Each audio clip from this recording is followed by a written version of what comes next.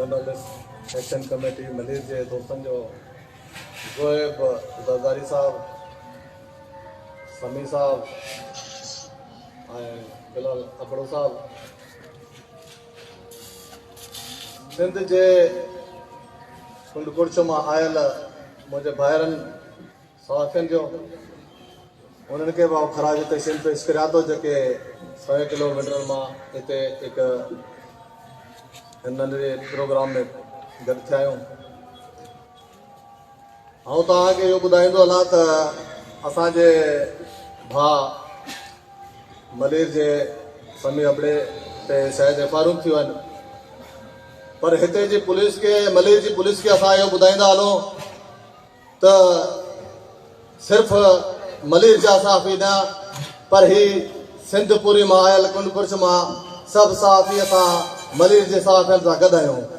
हींअर बि गॾु आहियूं, कॾहिं बि को ॾुखियो वक़्तु थियो इंशाअल्लाह गॾु हूंदासीं। ही कारी वर्दी वारनि पुलिस वारनि खे इहो ॿुधाईंदा हलो त तव्हां किथे बि सहाफ़ियुनि खे अकेलो न सम्झो, किथे बि सहाफ़ी कमज़ोर न आहिनि।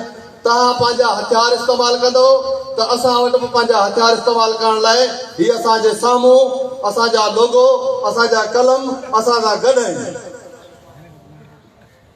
ऐं हुकुमराननि खे बि इहो ॿुधाईंदो हलां त असांजे सहाफ़ियुनि खे हमेशह ब्लैकमेल कयो वियो आहे।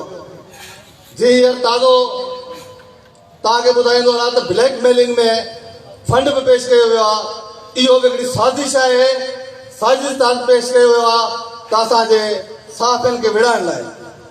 त कुझु सहाफ़ियुनि खे असां फंड ॾियूं ऐं बाक़ी जेके सहाफ़ियुनि खे फंड न मिलंदो त ही सहाफ़ी पाण में विढ़ंदा, पर इहा तव्हांजी भुल आहे। असां फंड बि तव्हां खां वठंदासीं ऐं गॾिजी वरी विढ़ंदासीं बि तव्हां खां। असीं पाण में कॾहिं बि कोन विढ़ंदासीं इंशाअल्लाह ताला। असां इहो ॿधी असांजो इतिहाद हमेशह ज़िंदा रहंदो, पर असां असांजे सहाफ़ियुनि दोस्तनि खे इहो ॿुधाईंदा हलूं त महिरबानी करे इहो इतिहाद हमेशह क़ाइमु रखो।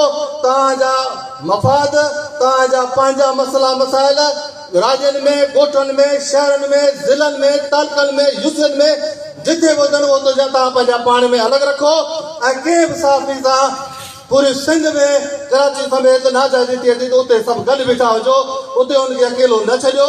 जेकॾहिं तव्हां अकेलो छॾियो त ही कारी वर्दी वारा नांग अथव, इहे न सम्झंदो त असांजा दोस्त आहिनि, असां त दोस्ती रखंदा, पर किथे बि हिननि खे टाइम मिलियो, वक़्तु मिलियो त तव्हांखे डंगण ते देरि कोन कंदा, तव्हांखे ॾंगी ते देरि कोन कंदा। हिननि खे तव्हां केतिरो खीर पियारे छॾियो वरी तव्हांखे ॾंगी ते देरि कोन कंदा। इहो वरी बि महिरबानी करे तव्हांखे चवंदो हलंदुसि त तव्हां ॿधी एको ऐं इतिहाद रखो। इहो असांजो ॿाहिरनि जी हिकिड़ी वॾी महिरबानी जेको असांखे हिते गॾु कयो, पर हींअर वक़्तु बि थोरो आहे तमामु।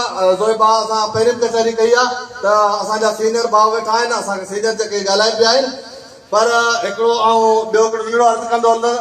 असांजो सीनियर सहाफ़ी आहे टंडोला जो नसीर नोएडो साहब, हींअर तमामु जेको सीरियस हालत में कराची हिकिड़ी ख़ानगी अस्पताल में एडमिट आहे। उन्हनि जे लाइ मां अर्ज़ु कंदुसि त तव्हां सभिनि दोस्तनि खे दुआ जी अपील कंदुसि, दुआ बि घुरंदासीं, हिन खां पोइ पंहिंजी चांहि वठंदुसि। इहो थोरो दुआ महिरबानी कजो सभिनि दोस्तनि खे लाइ।